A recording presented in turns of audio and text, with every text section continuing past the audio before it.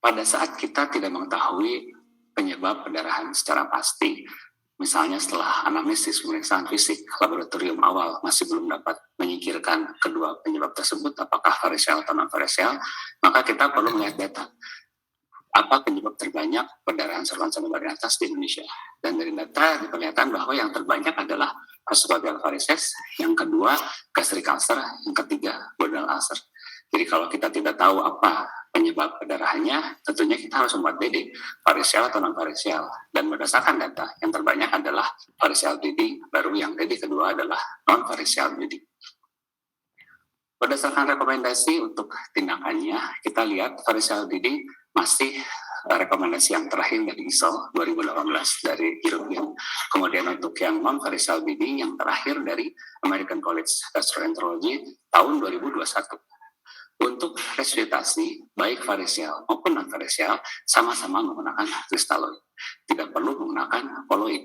Jadi koloid sama saja dengan kristaloid. Jadi kalau ada yang lebih mudah, lebih banyak tersedia, gunakan saja itu. Jadi kristaloid sudah cukup, tidak perlu gunakan koloid. Kemudian untuk batas HB memulai transfusi menjadi sama dengan adanya guidelines yang terbaru dari ACG 2001. Jadi HB di bawah 7 baru dimulai transfusi, atau HB di bawah 8 jika ada comorbid cardiovascular disease atau pada ongoing bleeding atau pada gangguan hemodinamik. Jadi kalau kita lihat baik varisial maupun non-varisial dari mulai airway, breathing, circulation itu sama.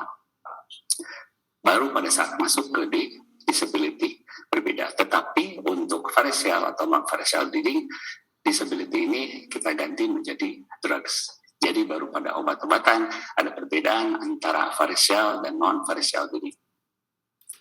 Yang pertama untuk high dose BPI. High dose BPI hanya digunakan pada yang non-varisial bleeding, tidak untuk varisial bleeding. Dan dari rekomendasi terbaru ACG 2021, pemberian high dose BPI pun direkomendasikannya setelah endoskopik hemostasis berhasil dikerjakan. Jadi jika high dose BPI diberikan sebelum endoskopi, maka tidak ada rekomendasinya. Boleh dikerjakan, boleh tidak. Jadi yang direkomendasikan adalah setelah endoskopik hemostasis. Kemudian antibiotik profilaksis diberikan sampai 7 hari dengan pilihan pertamanya adalah ceftriaxone 1 gram per hari untuk pasien dengan varisial bleeding. Kemudian harus diberikan juga vasoactive agent segera setelah diagnosis tegakkan 2-5 hari. Kemudian vitamin K tidak ada rekomendasi. Untuk asam tranexamat tidak direkomendasikan. Nanti akan saya bahas di slide selanjutnya. Erythromycin dapat diberikan sebelum endoskopi, sayangnya kita tidak ada sediaan erythromycin IV.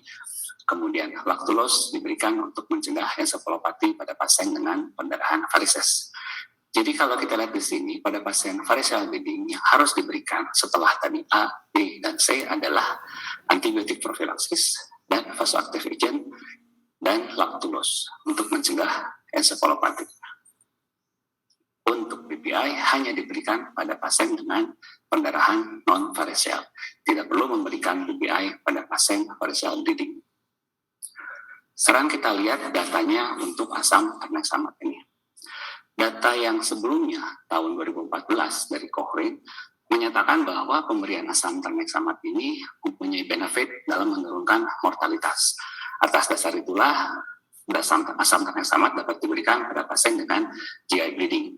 Namun dengan catatannya, pada tahun 2014 ada penelitian besar yang sedang berlangsung. Dan penelitian tersebut akhirnya dipublish tahun 2020 di Lancet. Penelitiannya dinamakan HALT IT Trial. Jadi ini penelitian yang sangat besar, 6 tahun, melibatkan 12.000 pasien pada 164 hospital di 15 negara. Dan catatan pertama adalah dilakukan pada pasien varisial dan non-varisial bleeding. Dan catatan kedua adalah dilakukan pada pasien yang upper dan lower GI bleeding. Dan yang ketiga adalah dosisnya cukup besar, 1 gram loading dose, diikuti maintenance 3 gram dalam waktu 24 jam. Dosis yang biasa saya lihat kalau seorang internis memberikan paling 3 kali 500, bahkan beberapa kasus saya lihat hanya 3 kali 250. Kita lihat bagaimanakah efek dan dosis yang cukup besar ini dari untuk hasil penghentian pendarahannya. Yang pertama adalah pada pasien dengan grup asam tranexamat ternyata didapatkan venous thromboembolic event yang lebih tinggi, yaitu deep vein thrombosis dan emboli paru yang lebih tinggi pada pasien dengan kelompok asam tranexamat. Dan kesimpulan akhirnya yang penting adalah bahwa asam tranexamat tidak menurunkan kematian, tidak menurunkan mortalitas, sehingga asam tranexamat tidak dianjurkan untuk diberikan pada pasien dengan GI bleeding. Punchline untuk penelitian ini adalah jika penelitian besar ini tidak bisa meyakinkan sejawat untuk tidak memberikan asam tranexamat pada pasien GI bleeding, saya tidak tahu lagi apa yang bisa. Sekarang kita beralih ke vitamin K. Vitamin K dari hasil meta-analisis Cochrane tahun 2015 tidak ada rekomendasinya. Jadi boleh diberikan, boleh tidak. Oleh karena tidak ada rekomendasinya, maka tidak ada dosis rekomendasinya juga. Yang bisa kita gunakan adalah dosis untuk defisiensi vitamin K, yaitu 1 kali 10 mg IV diberikan dengan trip lambat 30-60 menit. Jadi kalau kita kembali ke ilustrasi kasus yang tadi sudah disampaikan, dokter menanyakan bagaimana saran selanjutnya, maka yang pertama, infus cukup dengan RL atau NaCl, tidak perlu diinfus koloid. Kemudian tidak perlu diberikan PPI high dose. Asam tranexamat efeknya sama dengan placebo.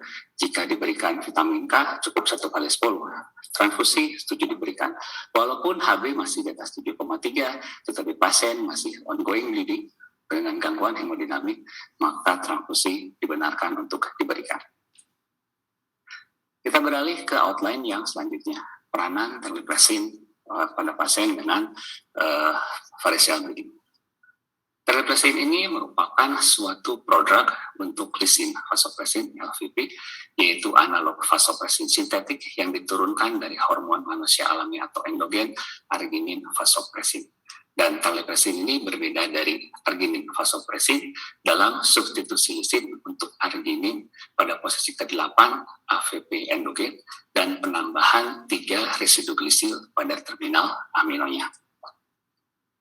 Dan efeknya bergantung dari tipe reseptor vasopresin tersebut. Pada reseptor V1 akan terjadi vasokonstriksi, pada reseptor V2 terjadi retensi cairan di dalam ginjal, untuk reseptor V3 sel endokrin akan melepaskan ACTH ke dalam sirkulasi. Kita lihat sejenak mengenai patofisiologi sirosis hati dan bagaimana hubungannya dengan terjadinya pendarahan varises. Pada pasien sirosis, di mana terdapat peningkatan tekanan dalam vena porta, peningkatan tekanan di portal pressure-nya meningkat, peningkatan faktor vasodilatasi seperti NO, peningkatan faktor angiogenik seperti VEGF, terbentuk pembuluh darah yang baru, terbentuk vasodilatasi splanchnic, peningkatan aliran darah ke porta sehingga peningkatan tekanan vena porta, terjadi dilatasi dari pembuluh darah yang sudah ada, terbentuk varises yang besar, kemudian varises bisa pecah. Dan salah satu hal yang dapat memutus mata rantai ini adalah dengan meningkatkan vasokonstriksi di splanchnic. Jadi disinilah letak peran dari terlipresin. Efek dari terlipresin ini dia menurunkan aliran darah ke porta, pada akhirnya menurunkan tekanan porta dan menurunkan tekanan varises sebesar 20-30%. Dari Baveno 6 tahun 2015, pada pasien yang dicurigai pendarahan varises, vasoaktif harus segera diberikan sesegera mungkin sebelum endoskopi. Dikatakan suspected karena variceal bleeding bisa kita ketahui secara pasti setelah kita lakukan endoskopi. Kemudian vasoaktif drug ini harus dikombinasi dengan endoskopi, jadi tidak bisa hanya vasoaktif saja. Jadi walaupun dikatakan di judulnya sebagai rescue treatment, jadi rescue treatment sebelum dikerjakan endoskopi, karena tetap harus dikombinasi dengan endoskopi. Dan vasoaktif ini serta antibiotik harus diberikan selama 5 hari. Jangan lupa untuk memonitor kadar natrium pada pasien yang mendapatkan terlipresin. Dalam penanganan pasien pendarahan varises yang akut setelah melalui airway, breathing, dan circulation, maka masuk ke drugsnya yaitu vasoaktif. Dalam hal ini terlipresin. Sekarang kita lihat bagaimana evidence-based medicine-nya. Dari meta-analisis besar yang dipublish tahun 2018, penelitian ini melibatkan 30 trial dengan studi size-nya adalah 16 sampai 780 pasien dan membandingkan antara terlipresin dengan placebo, dengan vasopressin, dengan octreotide, somatostatin, dengan endoscopic treatment dan dengan balon tamponade. Dan hasilnya didapatkan bahwa jika terlipresin dibandingkan dengan placebo, maka terlipresin menurunkan pendarahan dan menurunkan angka kematian. Jika dibandingkan dengan somatostatin, hasilnya sama, tetapi terlipresin mempunyai adverse events yang lebih tinggi. Jika dibandingkan dengan octreotide lebih baik dalam hal bleeding dan treatment failure. Jika dibandingkan dengan kombinasi ligasi dan balon tamponade, dengan balon tamponade lebih baik terlipresin, tetapi dengan kombinasi lebih baik kombinasi dibandingkan dengan terlipresin saja. Namun hasil dari penelitian ini banyak dikritisi oleh para ahli karena penelitian ini menerapkan suatu rumus matematik yang disebut sebagai transitive property of equality. Dalam beberapa kesempatan saya pernah menyampaikan bahwa suatu obat yang bersifat slow release dengan kadar 9 mg diberikan satu kali tidak sama efeknya dengan obat yang 3 mg tetapi tidak slow release diberikan 3 kali. Jadi secara matematik 1 kali 9 sama dengan 3 kali 3, tetapi hal tersebut tidak serta-merta sama jika kita terapkan untuk obat. Demikian juga pada penelitian ini. Jika rumus matematika ini A lebih besar daripada B dan A sama dengan C, maka C lebih besar daripada B. Ini adalah rumus matematika. Dan hal ini diterapkan untuk pengambilan kesimpulan pada sistematik tadi. Jadi, jika terlipresin lebih baik dari placebo dan terlipresin sama dengan somatostatin dan octreotide, maka somatostatin dan octreotide lebih baik daripada placebo. Hal ini tentunya tidak benar. Kita lihat datanya. Dari data Cochrane meta-analisis disampaikan bahwa pemberian terlipresin dapat menurunkan mortalitas sebesar 34% dan tidak ada vasoaktif lainnya yang dapat menurunkan mortalitas. Sehingga Cochrane menyampaikan bahwa terlipresin merupakan pilihan pertama untuk pasien dengan pendarahan varises. Dan pada somatostatin octreotide dari hasil meta-analisisnya tidak terbukti menurunkan kematian. Dan keuntungan pemberian somatostatin dan octreotide ini hanya berkaitan dengan penurunan kebutuhan darah sebesar setengah unit. Jadi untuk mengetahui apakah somatostatin atau octreotide ini lebih baik dari placebo, maka diperlukan placebo control trial untuk membuktikan hal tersebut. Dan hal ini tentunya menjadi suatu hal yang sulit untuk dilakukan, bukan karena jumlah kasus yang harus dilibatkan meliputi ribuan kasus, tetapi karena dalam placebo control trial artinya ada dua kelompok. Satu kelompok mendapatkan vasoactive agent, satu kelompok diberikan placebo. Sementara standard of care pasien dengan variceal bleeding sekarang adalah harus diberikan vasoactive agent as soon as possible, begitu diagnosis suspected variceal bleeding ditegakkan, sehingga menjadi tidak etis jika dilakukan placebo control trial. Sehingga tidak heran apabila Perhimpunan Asia Pasifik mengikuti saran yang disampaikan dalam meta-analisis Cochrane yang mengambil bahwa terlipresin merupakan obat yang pertama untuk akut variceal bleeding jika tersedia. Jika tidak tersedia, misalnya pada pasien BPJS, tentunya tidak menjadi pilihan. Karena itu pesan untuk PT Dexa segera mungkin mendaftarkan terlipin ini ke dalam Fornas agar pasien-pasien BPJS juga bisa diresepkan obat ini. Yang terakhir adalah apa kata guidelines tentang terlipresin ini. Dosisnya, kalau kita lihat, ini ada beberapa rekomendasi. Saya akan mengambil hanya 2 saja. Yang pertama dari Amerika. Kita lihat di sini yang menarik bahwa ternyata di Amerika tidak tersedia terlipresin. Dan kalau kita lihat, satu-satunya vasoactive agent yang tersedia di Amerika hanyalah somatostatin.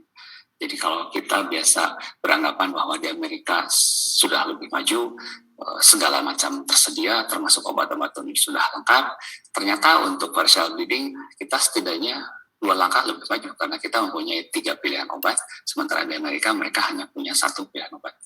Meskipun tidak ada obatnya, tetapi Perhimpunan Liver Amerika mempunyai rekomendasi untuk terlipresin ini, yaitu 6 kali 2 ampul IV dititrasi menjadi 6 kali 1 ampul jika hemostasis sudah tercapai.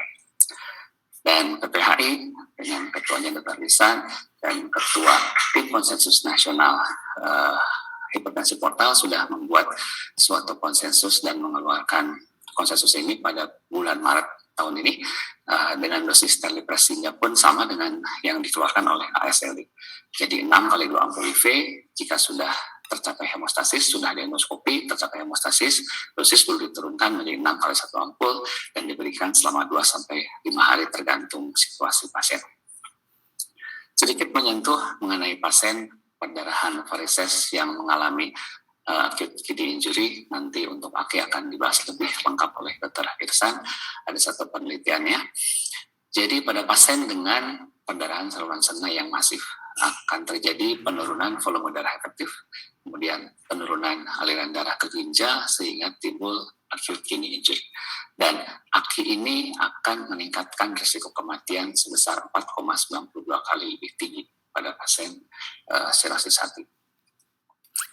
Dan pada penelitian ini, pada kelompok pasien dengan gangguan fungsi ginjal yang diterapi dengan terlipresin mempunyai kumulatif survival rate yang lebih tinggi dibandingkan dengan kelompok pasien disfungsi ginjal yang tidak mendapatkan terlipresin. Dan angka kematiannya pada kelompok yang diberikan terlipresin hanya 3,6%, sementara pada kelompok yang tidak mendapatkan terlipresin kematian mencapai 20%. Sama seperti obat-obatan lainnya, terlipresin pun tentunya ada efek sampingnya. Efek samping yang dapat terjadi bisa abdominal cramp, diare, kemudian ischemic perifer, hiponatremia, aritmia, dan juga ischemia miokard. Oleh karena itu, pasien yang akan diberikan terlipresin harus dilakukan pemeriksaan EKG terlebih dahulu dan juga harus ada data natrium sebelum kita mulai pemberian terlipresin. Dr. Jefferdi dan sejawat sekalian, sebagai summary, kita kembali ke outline yang tadi sudah disampaikan. Pada pasien dengan perdarahan varesial dan non-varesial, tindakannya sampai C sama. Airway, breathing, circulation masih sama. Circulation-nya sama menggunakan kristaloid, batas transfusi HB-nya masih sama, di bawah 7 dan di bawah 8 pada pasien dengan cardiovascular disease. Untuk obat-obatan, untuk varesial, PPI, dan asam tranexamat tidak direkomendasikan. Untuk asam tranexamat tidak hanya pada varesial, juga pada yang non-varesial. Vitamin K tidak ada rekomendasinya. Boleh diberikan, boleh tidak. Jika mau diberikan, dosisnya cukup 1 kali 10 mg IV. Terlipresin pada pasien dengan perdarahan varises, jika diberikan dapat menurunkan aliran darah porta, menurunkan tekanan porta, dan menurunkan tekanan varises sebesar 20-30%. Dan dari bukti memperlihatkan bahwa satu-satunya vasoactive agent yang dapat menurunkan mortalitas dibandingkan placebo hanyalah terlipresin saja, yaitu sebesar 34%. Sehingga tidak mengherankan jika terlipresin dipilih sebagai pilihan pertama pada pasien dengan perdarahan varises dengan dosis 6 kali 2 ampul IV yang dititrasi 6 kali 1 ampul IV jika hemostasis sudah tercapai dan diberikan selama 2-5 hari. Demikian yang bisa saya sampaikan, mudah-mudahan bermanfaat. Saya kembalikan ke Dr. Jufredi. Wassalamualaikum warahmatullahi wabarakatuh. Waalaikumsalam warahmatullahi wabarakatuh. Terima kasih Dr. Begawan atas paparannya yang sangat jelas dan detail. Sudah banyak nih Dok pertanyaan, tapi nanti akan kita tahan dulu Dok. Setelah sesi selesai, kita akan bahas nanti pertanyaan yang ditujukan ke dokter. Baik, berikutnya kita ke pembicara kedua, Dr. Irsan Hasan, spesialis penyakit dalam konsultan gastroenteropatologi, Finasim. Beliau adalah saat ini sebagai ketua kolegium penyakit dalam dan juga merupakan staf divisi hepatobiliar FKW RSCM. Dan Dr. Irsan akan membawakan topik mengenai reversal of hepatorenal syndrome in cirrhotic patients with albumin and terlipresin. Waktu dan layar, silakan Dok, milik dokter sekarang. Terima kasih. Silakan Dok. Ya, terima kasih Dr. Jufredi. Mohon izin untuk share screen. Jadi topik saya adalah mengenai sindrom hepatorenal. Jadi judul yang diberikan adalah reversal sindrom hepatorenal dengan terlibesin dan albumin, tapi mohon izin saya ganti mengenai sindrom hepatorenal karena saya akan bahas banyak hal, bukan hanya terapinya tapi juga sindrom hepatorenal. Sahabat sekalian, tentunya saya pertama ingin sampaikan terima kasih untuk kesempatan ini, terutama kepada PD Pabdi dan juga supporting dari PT Bexa Medica, dan juga senang sekali satu layar bersama Dr. Begawan, pakar dari Bandung ini, yang alhamdulillah sekarang punya background ya unik, dan juga dengan moderator Dr. Juferdi. Dalam lebih kurang 25 menit ke depan, mudah-mudahan waktunya cukup.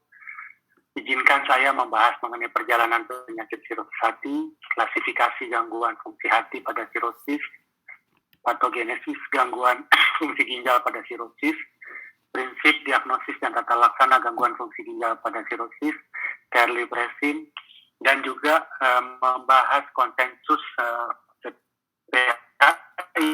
yang salah satu bagian dari konsensus, salah satu rekomendasi dari konsensus sudah ditunjukkan oleh Dr. Begawan.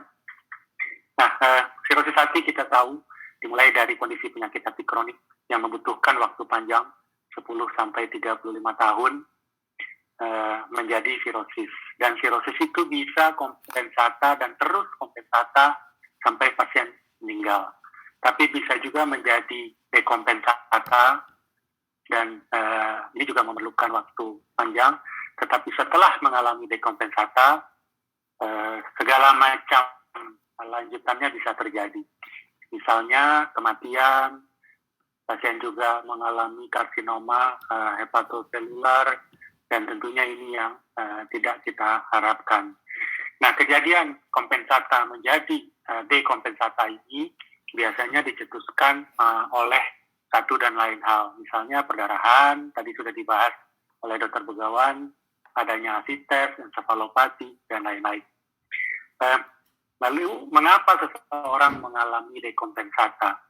Tadi sudah dengan sangat jelas ditunjukkan oleh Dr. Begawan bahwa pada pasien sirosis terjadi peningkatan tekanan portal.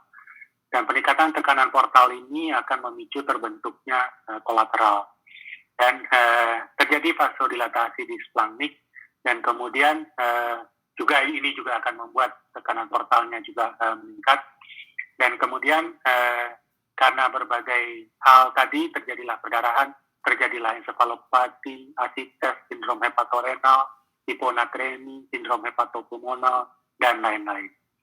Nah, hal-hal ini yang kemudian membuat pasien masuk pada tahap lebih lanjut, yaitu mortalitas.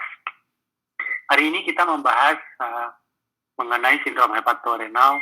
Oleh karena itu tentunya kita harus melihat pengertian gangguan ginjal itu sendiri. Teman-teman kita dari nefrologi atau dari pernefri seringkali menganut istilah atau definisi yang dikeluarkan oleh KDIGO. Nah, ada pembagian acute kidney injury, acute kidney disease, dan chronic kidney disease. Kalau kita lihat AKD, AKI, CKD punya kriteria pembagian yang berbeda-beda. Acute kidney injury adalah sesuatu yang bersifat cepat, sehingga dikatakan per definisi adalah peningkatan absolut serum kreatinin 0,3 mg per desiliter dalam 48 jam. Tadinya normal, mungkin kreatininnya 1, ternyata masuk rumah sakit dalam 24 jam, 48 jam atau kurang, naik jadi 1,4. Atau peningkatan serum kreatinin lebih besar atau sama dengan 1,5 kali nilai awal dalam 7 hari. Tapi ini agak sulit karena tidak banyak orang yang tahu kreatinin 7 hari yang lalu. Tapi mungkin kalau pasien itu dalam perawatan mengalami perburukan, ini bisa terdeteksi. Atau dideteksi dari volume urin yang kurang dari 0,5 ml per kilogram berat badan per jam selama 6 jam. Nah, AKD, maaf ini salah, AKD adalah abnormalitas. Nah, kalau AKD ini posisinya berada di antara AKI dan CKD. Karena ini kurang dari 3 bulan yang ditandai oleh GFR kurang dari 60. Yang menetap kurang dari 90 hari. Sementara CKD menetap lebih dari 90 hari. Jadi lebih lama daripada AKD. Jadi AKI, AKD, dan CKD. Nah, kalau dilihat dari KDIGO ini 2012, untuk AKD dan CKD ada kriteria struktur, yaitu kerusakan struktur ginjal. Karena memang prosesnya panjang. Sementara AKI tidak ada kriteria untuk kerusakan struktur ginjal. AKI sendiri atau acute kidney injury sendiri dibagi dalam 3 stadium. Stadium 1, stadium 2, dan stadium 3. Ini bisa dilihat nanti dari definisi. Itu pengertian gangguan ginjal secara umum. Nah, mari kita masuk pada gangguan ginjal pada pasien dengan penyakit liver atau sirosis.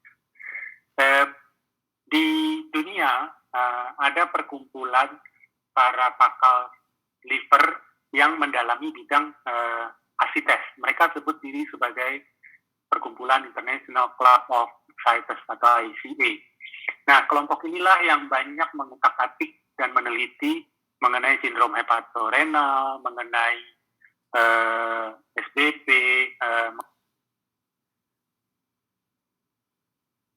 mengenai rekomendasi dan lain-lain. Nah, tahun 96 para ahli ini membuat kriteria sindrom hepatorenal. Nah, kemudian kalau kita lihat tahun 2007 ada usaha untuk melakukan modifikasi. Jadi lebih kurang 11 tahun kemudian dipikirkan harus ada modifikasi. Karena dulu sindrom hepatorenal tipe 1, tipe 2, udah. Itu mungkin waktu kita kuliah, ya tentunya yang kuliah pada tahun-tahun 90-an, 80-an itu ya, mendapatkan pelajaran bahwa hepatorenal itu ada 2 tipe 1 dan tipe 2. Tipe 1 yang cepat, mortalitasnya tinggi, tipe 2 yang lambat, dan mortalitasnya tidak setinggi tipe 1. Nah, didapatkan oleh kelompok ahli ini bahwa seringkali hepatorenal syndrome ini terdeteksi pada fase yang telat. Atau tadi ada stage 1-2, seringkali pada stage 2. Oleh karena itu, International Club of Ascites 2007 membuat kriteria. Yang dikatakan sindrom hepatorenal itu adalah sirosis dengan asites. Serum kreatininnya lebih dari 1,5 mg per desiliter. Tidak terjadi perbaikan serum kreatinin setelah dikasih diuretik atau diperbaiki sirkulasinya dengan albumin selama minimal 2 hari. Jadi ada usaha perbaikan. Tidak ada shock, karena kalau shock dianggap karena shocknya, bukan karena sirosisnya. Tidak mendapatkan obat nefrotoksit, tidak ada kelainan parenkim ginjal. Jadi kalau kita lihat pada bagian 6 ini tidak ada kelainan struktural organik dari ginjal. Jadi memang uniknya sindrom hepatorenal ini ada kelainan ginjal, tapi pada dasarnya sebetulnya ginjalnya sendiri baik-baik saja, tapi kelainan ini diinjus atau dicetuskan oleh penyakit livernya. Nah, tadi ada modifikasi KDIGO di 2012, dan kemudian oleh karena itu ICA kemudian 2015 memikirkan modifikasi sesuai dengan definisi baru dari KDIGO. Jadi muncul lagi perbaikan karena KDIGO ada modifikasi. Di mana modifikasi itu? Kita lihat yang nomor 2. Jadi kriterianya adalah peningkatan absolut serum kreatinin lebih besar sama dengan 0,3 mg dalam 48 jam. Jadi KDIGO dimasukkan. Atau peningkatan serum kreatinin lebih dari 50% nilai awal dalam 7 hari. Atau volume urin kurang dari 0,5 ml per kilogram berat badan. Tidak terjadi perbaikan setelah ada usaha untuk memperbaiki volume. Jadi ini penyesuaian dengan KDIGO, yang lain masih yang sama. Jadi kalau kita lihat ada revisi, ada perombakan kriteria yang dilakukan oleh klub ini dari tahun ke tahun, menyesuaikan dengan KDIGO. Karena kita tahu memang KDIGO ini adalah kelompok ahli ginjal. Nah, oleh karena itu berdasarkan International Club of Societies 2015, ini hepatorenal syndrome yang dulu kita bagi 1-2, mereka bagi menjadi hepatorenal syndrome acute kidney injury dan hepatorenal syndrome non-acute kidney injury. Jadi HRS tipe 1 menjadi AKI, acute kidney injury, HRS tipe 2 menjadi NAKI. Nah, NAKI ini dibagi lagi menjadi 2, AKD dan CKD. AKD kalau kita lihat ada kurang dari 3 bulan, sementara CKD lebih dari 3 bulan. Jadi ini mengadaptasi dari KDIGO. Jadi ini kita lihat kriteria diagnosis AKI, kejadiannya dalam 48 jam, sesuatu proses yang berlangsung akut. Tapi pada saat pasien itu terdeteksi, tentunya kejadiannya sudah ada sebelumnya dan tentunya tidak berlama-lama. Jadi dikatakan paling enggak berdasarkan kriteria kalau kita punya data adalah 7 hari. Nah, untuk NAKI, kalau kita lihat ada kriteria yang di antara 3 bulan atau yang dari 3 bulan. Jadi AKD, ada CKD. Mundur atau secara retro dari kedatangan pasien. Nah, bila pasien ini diberikan terapi, kemudian akan ada klasifikasi responsnya. Ada yang tidak ada respons, jadi tidak terjadi regresi derajat AKI-nya. Ada yang responsnya parsial, ada regresi dengan penurunan kreatinin sebagian saja, mungkin lebih dari 0,3 dari nilai awal, atau respons sempurna yang membuat kreatinin ini kembali ke nilai normal. Nah, itu tadi definisi-definisi. Jadi kalau kita lihat terjadi perombakan pergantian definisi. Kembali ke patogenesis. Kalau tadi kita bahas mekanisme terjadinya dekompensasi pada pasien-pasien sirosis. Nah, sekarang kita bahas lebih dalam mengenai ginjalnya sendiri. Kenapa seseorang mengalami sindrom hepatorenal? Bisa banyak hal. Bisa karena hipoperfusi ginjal, bisa karena kerusakan tubuler langsung, ya. Jadi tubulernya langsung juga bisa membuat kerusakan, bisa inflamasi sistemik, bisa disfungsi mikrovaskular. Jadi kalau kita lihat perjalanannya, tadi pada pasien sirosis terjadi peningkatan resistensi intrahepatik karena fibrosis yang begitu hebat di parenkim hati intrahepatik. Nah, ini akan menyebabkan hipertensi portal dimulai dari sinusoidal, dan ini akan membuat tubuh bereaksi dengan memproduksi substansi vasodilator. Nah, oleh karena itu akan terjadi vasodilatasi subsplanknik atau sistemik. Vasodilatasi displanknik akan membuat sirkulasi, volume sirkulasi efektif akan berkurang. Tubuh bereaksi lagi. Tubuh tentunya nggak mau diam-diam saja menyikapi berkurangnya sirkulasi efektif. Apa yang dilakukan? Pertama, retensi air dan garam. Jadi air dan garam ditahan supaya volume sirkulasi ini menjadi mencukupi. Tapi efeknya masih panjang urutannya, tapi akhirnya yang terjadi adalah pasites misalnya. Lalu ada usaha vasokonstriksi ginjal, ya. Jadi ini juga untuk mempertahankan volume tadi, tetapi dampaknya juga membuat kerusakan terhadap ginjal, sehingga terjadilah sindrom hepatorenal. Nah, mungkin hal itu bisa tenang-tenang saja, tetapi dengan adanya pencetus, hal ini bisa menjadi mendadak berat. Pencetus itu bisa berbagai hal, bisa inflamasi, bisa perdarahan, dan lain-lain. Nah, apabila adanya cetusan ini, maka terjadilah sindrom hepatorenal tipe 1. Yang kalau kita lakukan intervensi, ya tentunya bisa terjadi recovery, tapi bisa juga gagal yang membuat kita harus melakukan transplantasi, atau kalau gagal transplantasi atau tidak bisa dilakukan transplantasi, pasiennya meninggal. Dan ini yang tidak kita inginkan. Nah, intervensi inilah yang akan kita bahas ke depan, karena di negara yang masih lemah dalam hal transplantasi, tentunya intervensi ini bisa diharapkan agar pasien tidak wajib lari kepada transplantasi. Nah, terkait pencetus tadi, kalau kita lihat hipertensi portal, ada vasodilatasi, ada penurunan volume, ada aktivasi renin-angiotensin system, dan kemudian terjadi penurunan GFR atau aliran darah ginjal dan retensi natrium. Kemudian ada efek ke jantung, sehingga jantung juga mengalami gangguan. Sehingga jantung mengharapkan bantuan, sementara seluruh tubuh berjuang dengan kejadian-kejadian pencetus. Sehingga pada akhirnya ginjal ikut menjadi korban, sehingga terjadilah gagal ginjal. Jadi ini memang proses sistemik dari hati, jantung, pembuluh darah, dan tentunya juga liver yang kemudian akan membuat gangguan pada ginjal. Nah, sekarang kita masuk pada diagnosis dan tata laksana. Nomor satu tentunya pencegahan. Sebelum kita sampai ke hilir, kita cegah dulu di hulu. Yang paling hulu tentunya jangan menjadi dekompensata, atau lebih awal lagi jangan pasien menjadi sirosis. Tapi ini pasien sudah sirosis. Nah, kita cegah agar tidak menjadi dekompensata. Oke, pasien ini sudah dekompensata, tapi tidak mengalami sindrom hepatorenal.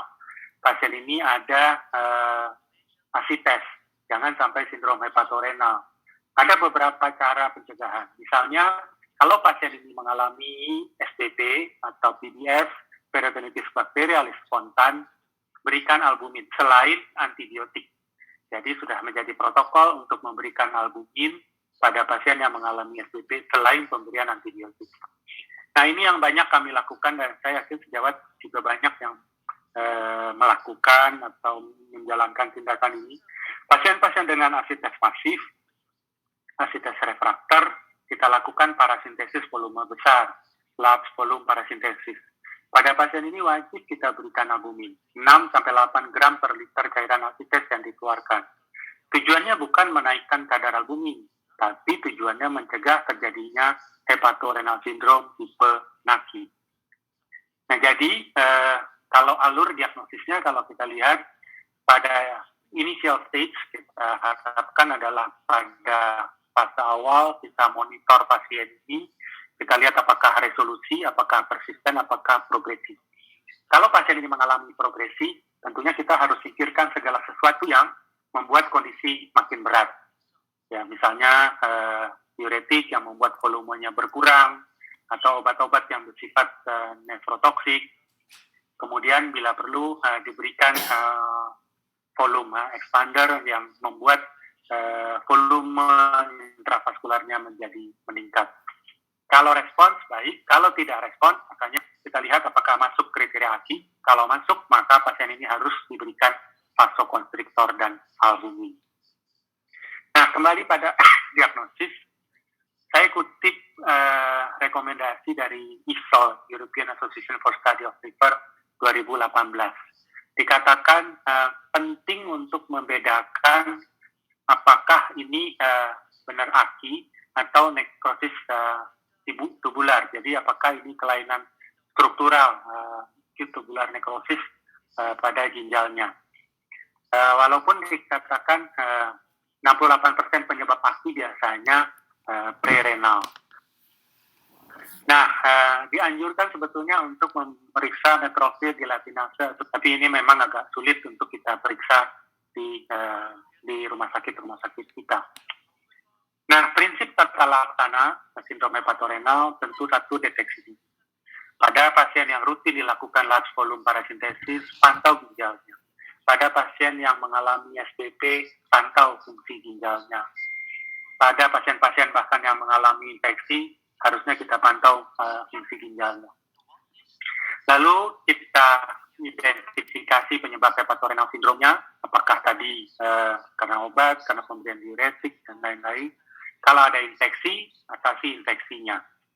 Kalau dibutuhkan misalnya tadi karena large volume parasintesis yang tidak diberikan infus albumin, lakukan volume replacement. Hentikan obat nefrotoksik. Dan kalau dia dapat diuretik, stop diuretiknya dulu. Kalau dia dapat penyekat beta, entah itu propranolol, misalnya carvedilol, stop dulu. Lebih baik kita menyelamatkan ginjalnya dulu daripada kita memikirkan varisesnya. Nah, kemudian intervensi tata laksana. Ada terapi farmakologi, ada transjugular intrahepatic ortosistemik shunt, ada terapi pengganti ginjal, ya tentunya hemodialisis, transplantasi hati, atau artificial liver support system (MARS) yang cukup terkenal. Tapi kalau kita lihat, kita minim modal. MARS saat ini kosong, bahkan di Jakarta alatnya juga sudah tidak ada lagi. Kemudian TIPS juga kita tidak punya, tahu saya seluruh Indonesia. Transplantasi hati ada di Jakarta saja dengan biaya yang cukup tinggi. Terapi pengganti ginjal kita punya, tapi tidak semua pasien harus menjalani hemodialisis. Nah, mungkin yang banyak kita bisa berikan adalah terapi farmakologi. Dikatakan dengan terapi farmakologi ini rekurensinya juga bisa 20%, tapi keberhasilannya cukup tinggi kalau kita dapat memberikan terapi pada waktu yang tepat. Tepat itu artinya cepat. ISO 2018 menyebutkan bahwa untuk sindrom hepatorenal ini, terlipressing plus should be considered as the first line therapeutic option for the treatment of hepatorenal syndrome, acute kidney injury, yang tipe AKI.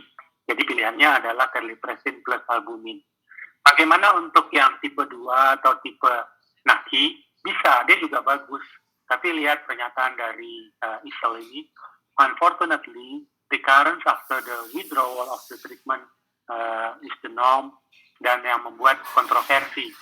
Kita boleh nggak memberikan pada NAKI ini? Nanti saya lebih lanjut. Jadi pilihan pengobatan dari farmakologi ada analog vasopressin, ada analog adrenergic, ada analog somatostatin. Intinya yang dicari adalah meningkatkan volume sirkulasi efektif dengan obat-obat tersebut. Nah, salah satu obat adalah terlipressin. Tadi sudah dengan bagus dijelaskan oleh Dr. Begawan. Terlipressin dia berikatan dengan reseptor P1 vasopressin, punya efek macam-macam dan akan lebih baik kalau dikombinasi dengan albumin, karena albumin akan memperkuat kerja terlipressin ini. Nah, ini sebuah systematic review meta-analisis. Tadi kalau yang dikutip Dr. Begawan dari Medicine juga mengenai perdarahan, ini adalah systematic review meta-analisis pada sindrom hepatorenal. Jadi ditunjukkan dari studi ini bahwa pemberian terlipressin menunjukkan hepatorenal syndrome reverse yang lebih tinggi dibandingkan placebo. Jadi dibandingkan placebo, reversalnya lebih tinggi. Juga perbaikan fungsi ginjal yang lebih tinggi dibandingkan placebo, dengan mortalitas yang lebih rendah dibandingkan placebo. Jadi ini menunjukkan bahwa terlipressin bermanfaat pada pasien-pasien sindrom hepatorenal.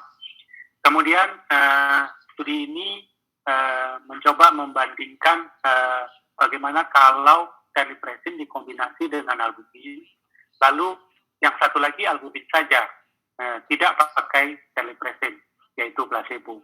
Ternyata ditunjukkan di sini yang warna kuning terlipressin, hasilnya reversalnya lebih tinggi pada kelompok terlipressin dibandingkan kelompok yang dapat albumin saja dikombinasi dengan placebo. Jadi tidak cukup albumin saja. Nah, studi ini lain lagi, mencoba membandingkan kombinasi terlipressin plus albumin versus midodrine dan octreotide plus albumin. Jadi kalau kita lihat kesimpulannya memang terdapat perbedaan respon, di mana kalau kita lihat lebih baik, lebih tinggi pada kelompok terlipressin secara signifikan dibandingkan midodrine. Juga pada kesintasan kumulatif dalam 3 bulan lebih baik pada kelompok terlipressin dibandingkan kelompok midodrine dan octreotide. Cohren beberapa waktu yang lalu, 2 tahun yang lalu, 2019 kalau nggak salah ini, kemudian membuat meta-analisisnya. Dikatakan di sini bahwa kombinasi terapi albumin terlipresin menunjukkan angka recovery dari hepatorenal syndrome yang lebih baik daripada albumin, midodrine, octreotide, dan albumin octreotide. Kalau kita lihat pada bagian ini, terlihat perbaikan dari data Cochrane ini, terlipresin dibandingkan placebo, yang juga mirip-mirip sebetulnya adalah noradrenalin, ya. Jadi keduanya ini menunjukkan kecenderungan menurunkan mortalitas. Jadi pemberian terlipresin dan noradrenalin lebih baik untuk hepatorenal syndrome reverse dibandingkan placebo, dibandingkan octreotide atau midodrine. Nah, masih sebuah penelitian yang mencoba melihat dari segi mata analisis, terlihat bahwa memang kombinasi terlipresin juga noradrenalin melihatkan reversibilitas yang signifikan dibandingkan dengan albumin saja. Lalu bagaimana dengan sindrom hepatorenal tipe 2 yang lebih lambat? Sebetulnya kalau diberikan kombinasi ini pada sindrom hepatorenal tipe 2, hasilnya sama baiknya. Coba lihat kotak sebelah kiri. Tidak terdapat perbedaan signifikan antara hepatorenal syndrome reversal baik tipe 1, tipe 2 kalau diberikan terlipresin. Pada mereka yang tipe 2 yang respon, terlihat kadar serum kreatinin lebih rendah, ya tentu saja. Tetapi angka kejadian relapse lebih tinggi secara signifikan pada hepatorenal tipe 2, kalau kita lihat di sini, dibandingkan tipe 1. Nah, jadi memang ini yang jadi perdebatan, kejadian relapse-nya, mau berapa lama kita berikan terlipresin, karena kalau relapse kasih lagi, ya tentunya ini akan lama. Sehingga sebetulnya untuk tipe 2 ini lanjutannya harusnya dipertimbangkan transplantasi ginjal. Jadi memang pada mereka tipe 2 ini untuk selanjutnya, pada awal ketemu diberikan terlipresin kombinasi dengan albumin, tapi pertimbangan jangka panjangnya adalah transplantasi ginjal. Bagaimana memberikan terlipresin? Tentunya injeksi intravena, bisa bolus, bisa infus 0,5 sampai 1 mg setiap 4 jam kalau diberikan bolus. Kalau infus intravena bisa 2 mg per hari. Kalau tidak respon dinaikkan sampai maksimal 12 mg per hari. Perhatian sebagai vasokonstriktor tentunya kita perlu periksa EKG karena jangan sampai terjadi gangguan jantung karena konstriksi terhadap koroner. Tidak diboleh diberikan pada wanita hamil atau pasien-pasien yang shock sepsis dengan curah jantung rendah. Nah, pada bagian terakhir dari presentasi saya juga ingin tunjukkan konsensus PPHI 2021 penata laksanaan hipertensi portal, yang saat ini ketua penyusunnya ada di sini, Dr. Juverdi, tim intinya salah satunya juga Dr. Begawan. Silakan dicari, diakses atau dimintakan ke PPHI. Konsensus ini terdiri dari 3 bab. Kalau kita lihat pada bab 2 diagnosis, pada bab 3 ada tata laksana ASI-tes, gangguan ginjal, dan perdarahan saluran cerna. Konsensus menyebutkan rekomendasi nomor 56, terlipresin dan albumin harus dipertimbangkan sebagai lini pertama terapi hepatorenal syndrome AKI. Larutan albumin harus diberikan pada pasien dengan hepatorenal syndrome AKI yang melakukan monitoring rutin. Noradrenalin dapat digunakan sebagai alternatif terlipresin. Pengobatan ulang dengan terlipresin dapat dilakukan jika terdapat recurrency atau berulang HRS AKI pasca penghentian obat. Terlipresin dan albumin efektif dalam pengobatan hepatorenal syndrome tipe 1 maupun tipe 2. Nomor 62, tadi yang saya katakan transplantasi hati merupakan pilihan terapi yang terbaik tentunya pada pasien yang terus-menerus mengalami hepatorenal syndrome. Akhirnya sebagai take home message, sindrom hepatorenal merupakan salah satu komplikasi sirosis hati, dan hipertensi portal dengan morbiditas dan mortalitas tinggi. Tata laksana lini pertama untuk sindrom hepatorenal saat ini adalah kombinasi albumin sebagai volume expander dengan analog vasopressin. Yang kita bahas tadi adalah terlipressin. Terlipressin dapat diberikan secara bolus atau infus intravena dengan dosis 2-12 mg per hari, sehingga tercapai penurunan kreatinin sesuai target yang diharapkan. Demikian presentasi saya. Terima kasih. Saya kembalikan kepada moderator Dr. Juperdi.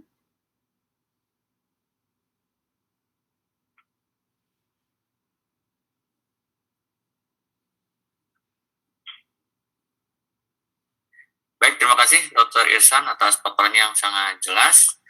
Kita sampai kepada tanya jawab. Sudah banyak pertanyaan ini, akan saya coba ke Dr. Begawan dulu. Ini ada pertanyaan nih, Dok, mengenai kalau misalnya perdarahan sudah berhenti nih, Dok. Sudah BPPI, vitamin K, sampai neksamat, sampai menunggu endoskopi, apakah tetap perlu diberikan agen vasoaktif? Silakan, Dok. Maaf, Dr. Begawan masih mute mungkin. Maaf, Ya. terima kasih Dr. Juverdi.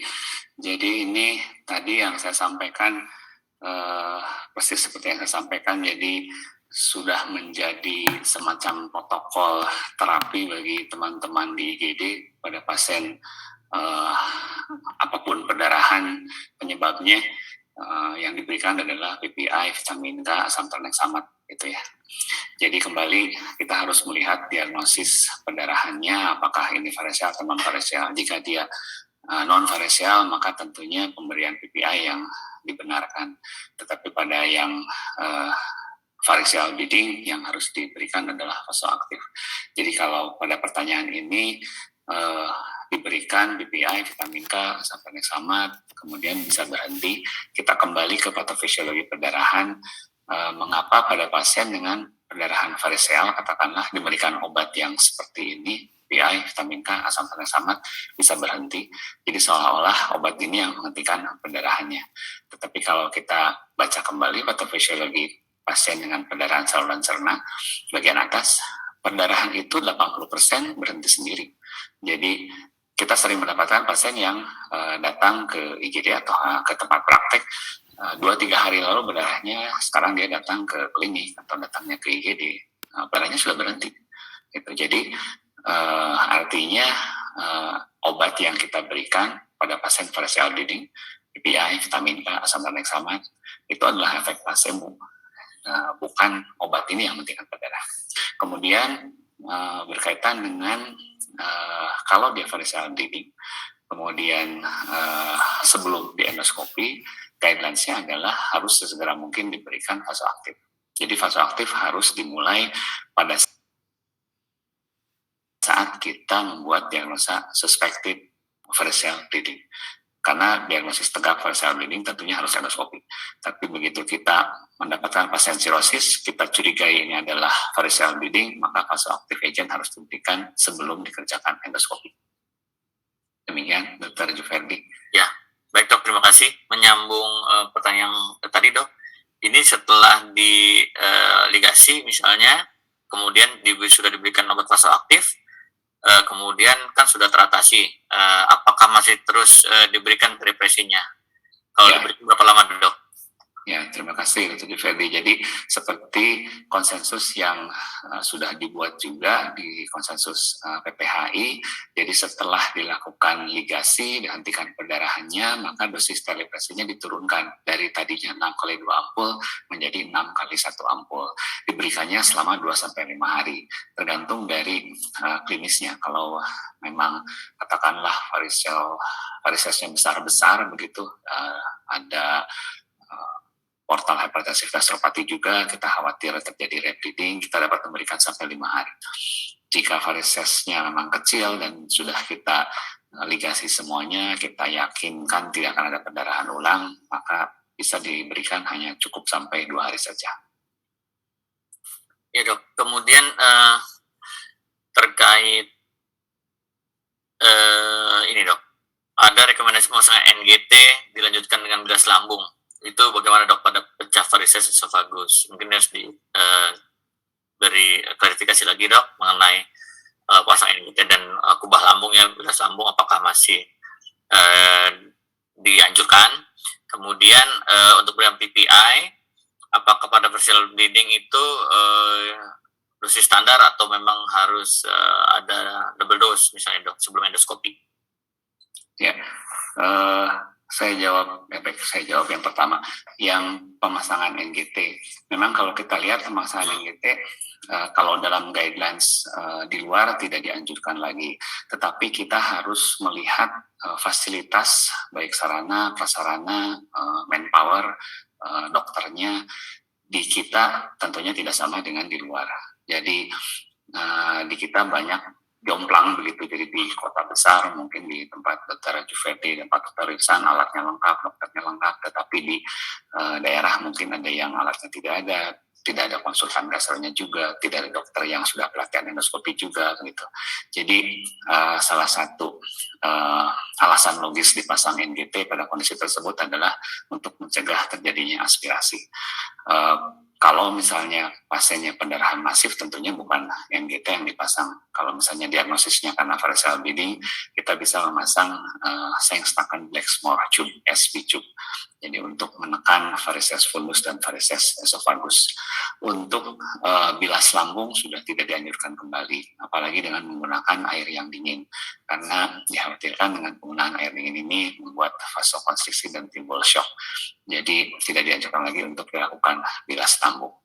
Kemudian pemberian PPI sesuai dengan guidelines-nya, yang untuk variceal atau yang non-variceal kita menggunakan yang terakhir adalah yang ISO 2018 dan juga di konsensus PPI. Untuk PPI tidak dianjurkan karena PPI hanya dianjurkan untuk pasien dengan variceal bleeding pada yang non-variceal. Jadi kalau diagnosisnya kita buat sebagai variceal bleeding, tidak perlu diberikan PPI. Demikian dok. Baik, terima kasih Dokter Budawan. Sekarang kita beralih ke Dr. Irsan. Dok, ini pertanyaan. Pertama, apakah teripresin bisa diberikan continuous infusion? Kemudian, apakah HRS tipe 1 pada pasien dengan refractory asites sebaiknya beta blocker di stop saja? Itu. Gimana dok?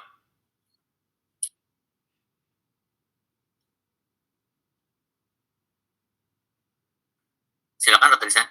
Masih mute dok, maaf. Sorry. Jadi pertanyaannya apakah bisa diberikan dalam infus kontinu? Bisa. Jadi ada dua pilihan pemberian serlipresin dalam bentuk bolus per 4 jam, per 6 jam, atau drip atau continuous infusion. Kelebihan kekurangannya di mana? Kelebihannya tentunya lebih stabil, lebih kerjanya lebih bisa diawasi kalau kita berikan continuous infusion, sehingga efek sampingnya terutama ke kardiovaskularnya relatif lebih aman. Jadi bisa. Jadi pertanyaan jawaban singkatnya, bisa nggak diberikan continuous infusion? Bisa. Dianjurkan pemberian mulai dari 2 mg per hari, bisa naik sampai maksimal 12 mg per hari. Itu pemberian continuous infusion. Nah, pertanyaan kedua, kalau nggak salah, bagaimana dengan beta blocker? Apakah di stop? Jawabannya iya. Jadi pada kondisi-kondisi seperti itu, hepatorenal sindrom tipe 1 tadi disebutkan, sebaiknya ini kan kita berpacu dengan waktu ya. Jadi kita dalam evaluasinya dalam 3 hari pertama. Jadi tidak usah khawatir untuk menyetop dulu beta blockernya, terutama juga untuk memperbaiki kerja jantungnya. Kalau nggak salah ada pertanyaan nanti bagaimana dengan varicesnya. Pemberian beta blocker ini untuk terapi jangka panjang, bukan untuk 1 hari kemudian varices pecah. Nantinya setelah membaik tentunya kita bisa berikan kembali. Demikian Dr. Jeffrey. Baik, terima kasih dok. Kemudian ada pertanyaan terkait HRS pasien memang bisa pada pasien sirosis ada peningkatan kreatinin maksudnya dok ya, atau penurunan GFR. Tapi pasien ini ternyata bilirubinnya tinggi deh dok, misalnya di atas 20. Mengingat bilirubin tinggi ini merupakan prediktor mortalitas yang tinggi, apakah pemberian teripresin plus albumin ini tetap diperkenankan dok? Ya, bagus. Ini pertanyaan penting, pertanyaan bagus. Karena ada beberapa prediktor keberhasilan pemberian kombinasi teripresin albumin. Tentunya makin jelek fungsi hati akan makin jelek hasilnya. Makin terlambat memberikannya akan makin jelek hasilnya. Jelek fungsi hati itu salah satunya digambarkan oleh bilirubin. Studi yang membandingkan prediktor-prediktor ini mendapatkan bahwa bilirubin lebih dari 10, ada yang mendapatkan 12, 10 miligram per desiliter akan memberikan hasil reversibilitas ke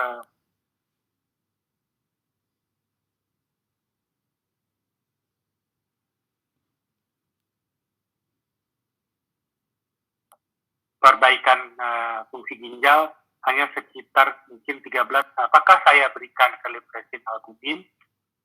Menurut saya karena masih ada kemungkinan sekitar 13-15%, kita tetap berikan. Nah, naiknya bilirubin bukan merupakan kontraindikasi untuk pemberian teripresin. Tapi misalnya kita start dengan bilirubin 5, lalu besoknya atau 2 hari kemudian dicek bilirubinnya tahu-tahu naik jadi 11, wah nggak bagus. Apakah ini merupakan larangan untuk memberikan teripresin? Tidak, tetapi menunjukkan fungsi hatinya tambah buruk. Jadi memang jelek ke depannya karena buruknya fungsi hati. Hanya bilirubin menjadi marker untuk penanda. Hanya mungkin dari awal kita harus diskusi dengan keluarga. Dianjurkan kalau kita tetap memberikan teripresin albumin, kita bicarakan ke keluarga bahwa ini fungsi hati sudah sangat jelek, dengan bilirubin yang tinggi, dengan angka keberhasilan yang rendah. Tapi ya inilah satu-satunya cara yang bisa kita lakukan pada saat ini atau saat itu pada pasien dengan sindrom hepatorenal. Mudah-mudahan ini bisa bantu menjawab. Baik, terima kasih Dr. Isa, sudah cukup jelas sebenarnya penjelasan atas pertanyaan tadi. Kembali ke Dr. Begawan. Ada pertanyaan dok mengenai pasien, misalnya karena stroke iskemik, itu mendapat antikoagulan dok, kemudian ada perdarahan. Apakah ini cerna bagian atas atau bawah? Bagaimana dok tata laksananya? Apakah memang sama seperti kalau misalnya ada partial bleeding? Dok. Ya, terima kasih Dr. Juvendi. Jadi pasien yang stroke kemudian dia ada pendarahan saluran cerna. Tentunya kalau berkaitan dengan stroke, dia pendarahannya karena antikoagulan. Apakah dia antipatelan atau antikoagulan? Jadi penanganannya berbeda dengan pendarahan karena varises. Jadi pada kondisi ini PPI high dose yang dapat diberikan. Kemudian berkaitan dengan nanti apakah harus diteruskan atau tidak, biasanya akan kita nilai kembali faktor risikonya, apakah memang ini perlu diberikan atau tidak antikoagulannya. Jika diberikan tentunya harus dikombinasi dengan PPI long term. Selama perawatan antikoagulan, PPI harus diberikan. Tapi ini biasanya sih bukan variceal bleeding, Dr. Juvendi. Ini pada yang non-variceal. Jadi approach-nya lebih ke non-variceal bleeding dok ya? Betul. Ya. Baik dok, sekarang terkait pertanyaan mengenai prevensi sekunder dan tersier dok pada variceal bleeding, peran teripresin bagaimana dok? Ya, jadi teripresin ini diberikan untuk mencegah rebleeding, menurunkan angka mortalitas. Jadi mortalitas berkaitan dengan rebleeding. Dan tadi disampaikan bahwa dari meta-analisis Cochrane yang terbukti satu-satunya vasoaktif yang dapat menurunkan mortalitas hanyalah teripresin saja, sebesar cukup banyak 34%, dan tidak ada lagi vasoaktif lain yang terbukti menurunkan mortalitas sebetulnya. Jadi kaitannya untuk long termnya nanti untuk menurunkan mortalitas, Dr. Juvendi. Baik, terima kasih Dr. Begawan. atas penjelasannya. Mudah-mudahan terjawab. Sekarang kita beralih ke Dr. Irsan. Ini pertanyaan dok mengenai pada HRS tipe 1. Peran daripada norepinefrin tadi kan di konsensus ada dinyatakan noradrenalin. Bagaimana dibandingkan teripresin, kemudian apa kelebihannya atau kekurangannya menggunakan noradrenalin ini dok dibanding teripresin? Apakah bisa jadi pilihan, terutama bila ada kendala dari sisi biaya ataupun availability-nya dok? Nah,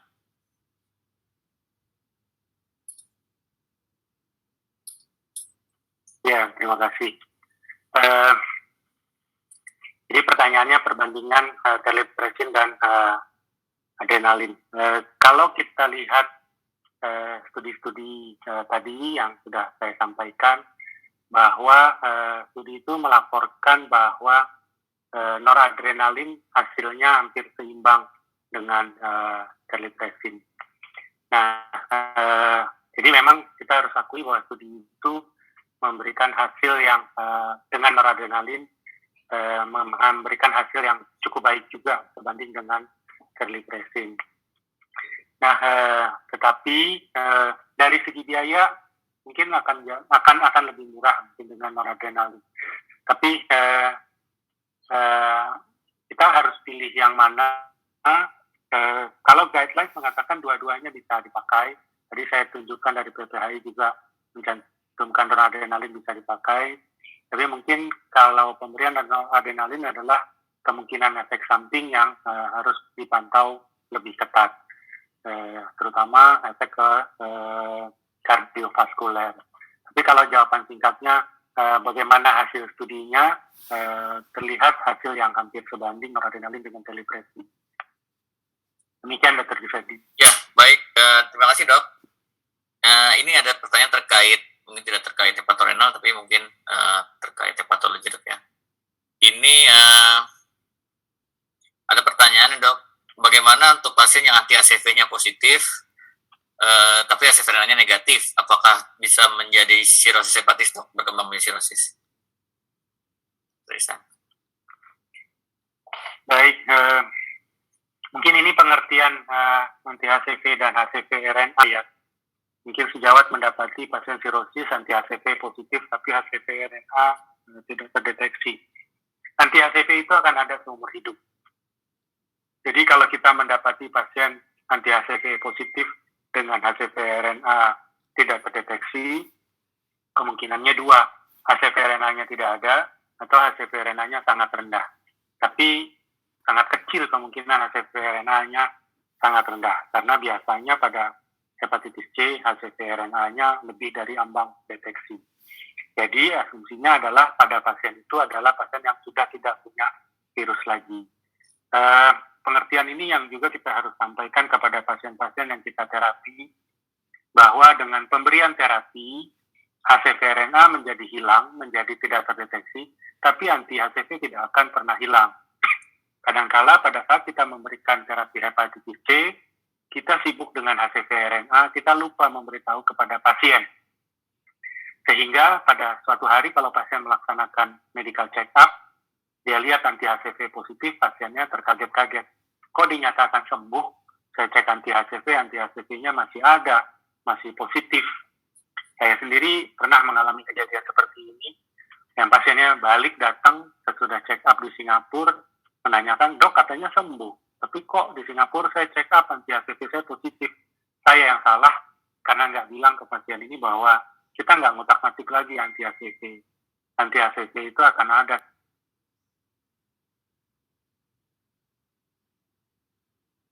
selamanya, walaupun pasien sembuh. Jadi pada kasus tadi, pasien itu mungkin sirosis, tadinya karena hepatitis C, tapi dalam perjalanan waktu, virusnya mungkin sudah hilang, tapi jejaknya masih ada, anti-HCV-nya positif, sehingga virusnya tidak ada. Sehingga kelanjutan pertanyaannya, perlukah diberikan obat antivirus? Tidak perlu, karena HCV-RNA-nya tidak terdeteksi. Demikian Dr. Giverdi. Baik, terima kasih dok. Pertanyaan terakhir mungkin terkait hepatorenal. Karena udah ada perubahan terminologi dok antara HRS AKI dan NAKI, HRS tipe 1 menjadi AKI, HRS tipe 2 menjadi non-AKI. Untuk prognosis bagaimana dok? Apakah HRS AKI lebih buruk dibanding HRS non AKI kalau merujuk daripada HRS tipe 1 dan 2 yang dulu kita kenal? Ya, sebetulnya secara prognosis ini kan terminologi yang berubah ya. Tapi sebetulnya terminologi berubah, tidak pakai 1-2, tapi pakai AKI-NAKI, kemudian NAKI juga dibagi 2. Nah, pada akhirnya kita tahu bahwa AKI ini sesuatu yang berlangsung cepat, dan kalau tidak ditangani, prognosisnya jelek. NAKI kelihatannya memang lebih baik karena prosesnya lebih lambat. Kreatininnya naik pelan-pelan, mungkin 3 bulan, 4 bulan. Secara survival mungkin kelihatan panjang, tapi pada akhirnya NAKI tadi ditunjukkan terapinya adalah transplantasi ginjal. Jadi, transplantasi hati, bukan transplantasi ginjal. Karena transplantasi hati diharapkan memperbaiki seluruhnya, termasuk ginjalnya. Jadi, tetap saja HRS AKI ini atau tipe 1 tadinya, kalau tidak ditangani, akan berakibat buruk. Demikian Dr. Jufredi. Baik, terima kasih dok. Terima kasih Dr. Irsan, Dr. Begawan. Ini sudah waktunya kita beralih ke berikutnya, sesi penayangan video dari panitia. Silakan.